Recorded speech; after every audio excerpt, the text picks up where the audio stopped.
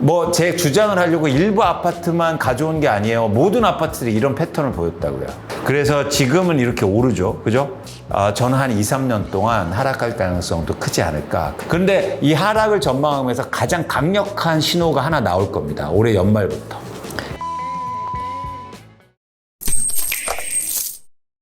투자는요, 불확실성에 대응해야죠.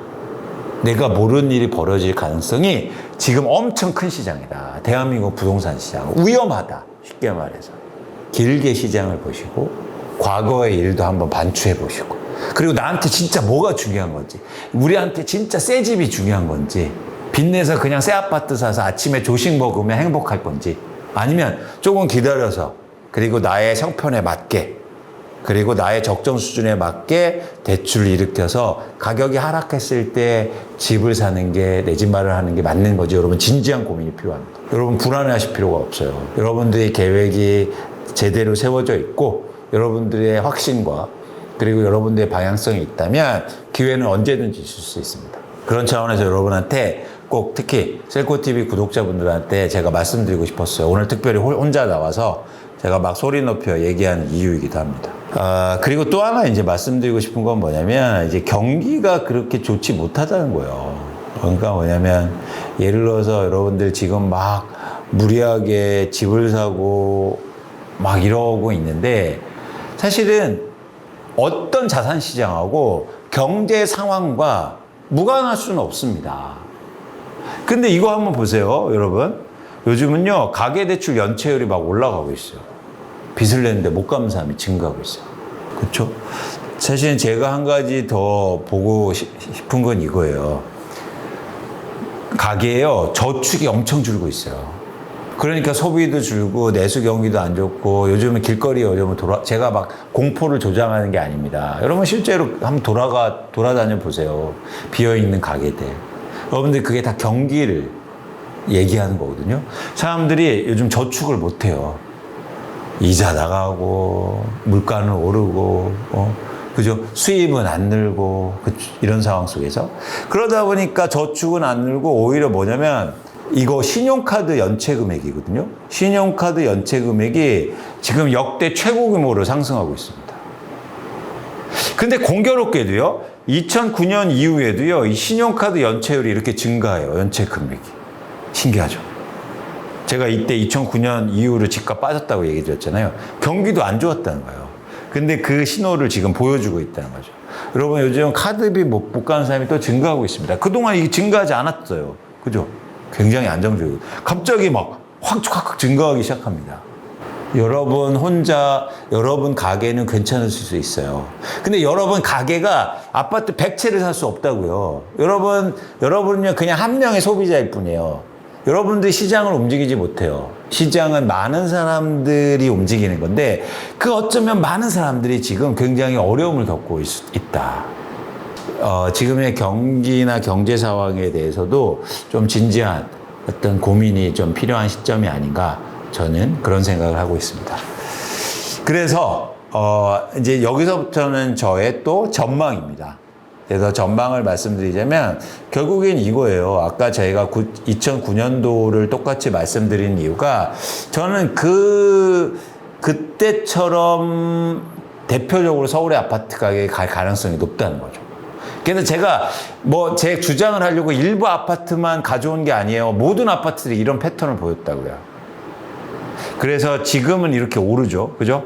그러다가 저는 한 2, 3년 동안 하락할 가능성도 크지 않을까. 그렇게 저희 전망입니다. 그런데 이 하락을 전망하면서 가장 강력한 신호가 하나 나올 겁니다. 올해 연말부터. 뭐냐면 거래량 감소예요. 서울의 아파트 거래량이 다시 줄어들기 시작했고요. 그 얘기는 무슨 얘기입니까?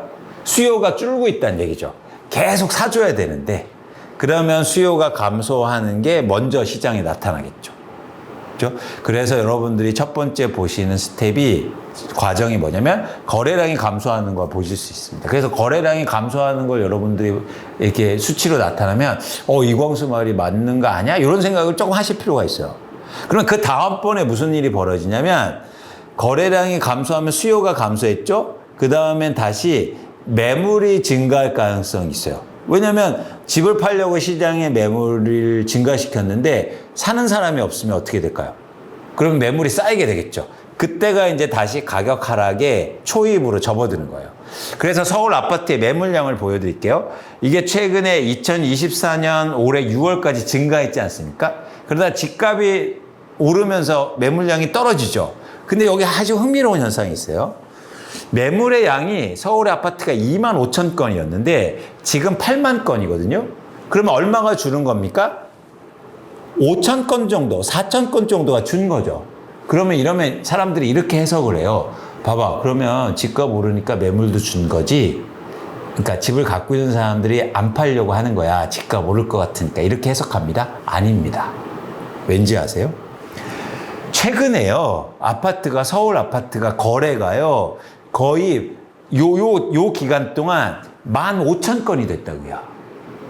그러면 매물이 실제로 얼마나 줄었어야 돼요? 85,000에서 15,000을 뺀 7만이 됐어야죠. 그죠? 매물을 내가 내놨는데 누가 사갔으니까. 그럼 매물이 7만 건으로 줄었어야죠. 근데 왜 8만 건으로 밖에 줄지 않았을까요? 그건 뭐냐면, 사간 사람은 15,000건 사갔지만, 그죠? 그런데 그만큼 또 매물을 추가로 내놨다는 거예요. 이해하셨어요? 즉, 집을 갖고 있는 사람들은 이렇게 생각할 수도 있다는 거죠. 야, 집값이 오래간만에 또 오르니까 빨리 팔아야겠다. 불확성이 크니까.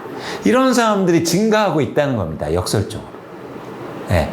그렇게 되면 다시 수요가 감소하면 팔려는 사람들이 많아지게 되고, 그러면 집값 하락이 하락폭이 커질 수 있다는 거죠. 그런 측면에서 저는 이런 상황이 2010년부터 이루어진 서울의 아파트의 변화하고 굉장히 유사하게 보는 거고요. 그렇게 되면 과거의 하락하고는 다른 양상이 나타나게 돼요. 뭐냐면, 이것도 아까 말씀드렸는데, 이거 극명하게 음마아파트를 보시면 더 나타나요.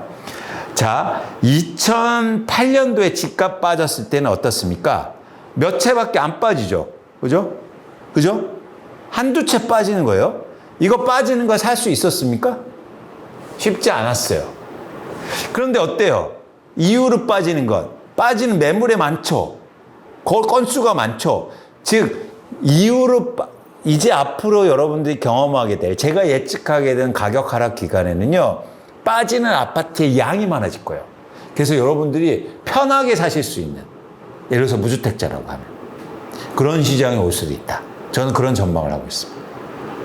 그래서 여러분들이 이런 시장의 변화를 잘 보시면서, 제 솔직한 생각은 이렇거든요. 뭐냐면, 자, 이미 집값은 오른 상태입니다. 지금까지 무주택자 분이시다면 늦었어요. 그죠? 뭐든. 그러면 다시 이 기회를 예측하면서 기다리는 것도 좋은 방법이지 않을까 생각합니다.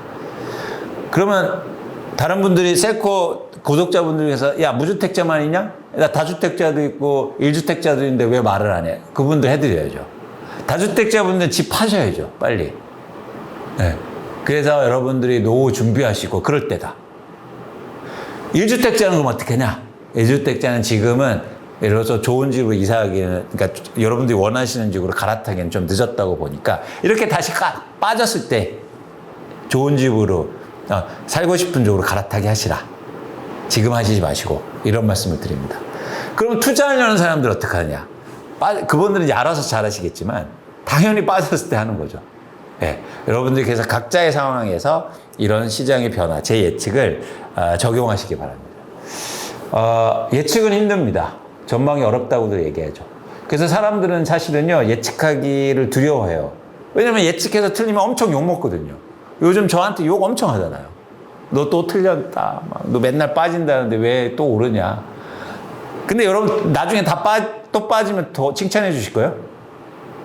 그러니까 사실은 저는 왜 예측을 할 수밖에 없어요. 제 일은 예측하는 일이에요. 예측을 저는 회피하지 않습니다. 그래서 둘 중에 하나예요. 오른다, 빠진다.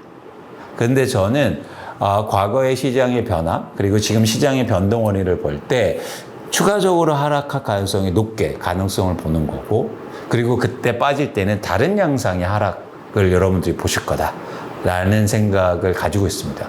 그런데 흥미로운 지점은 뭐냐면, 여기 보세요. 집값이 이때는 갑자기 크게 빠지잖아요. 단기로. 그런데 시간이 좀 걸려요. 이건 뭐냐면 사람들이 이런 사이클에 대해서 조금 더 순응했기 때문에 이런 변화, 즉 살 사람이 없다는 걸 받아들이는데 시간이 좀 필요하기 때문이에요. 그래서 이런 하락하는 구간이 조금 더 이렇게 긴 패턴으로 나올 가능성을 마찬가지로 전 높게 봅니다. 그래서 여러분들이 과거에 이런 일들을 제가 말씀드렸고, 공교롭게도 아주 유사한 패턴을 보이고 있다. 변동 원인도 유사하고 그런 동기나 심리적 변화도 유사하다. 그런 변화를 보시면서 제가 말씀드렸습니다. 정부의 영향을 많이 받죠. 많이 받는데 이유가 있어요. 왜냐면 사람들이 그렇게 생각하기 때문이요. 정부의 영향을 많이 받을 거다.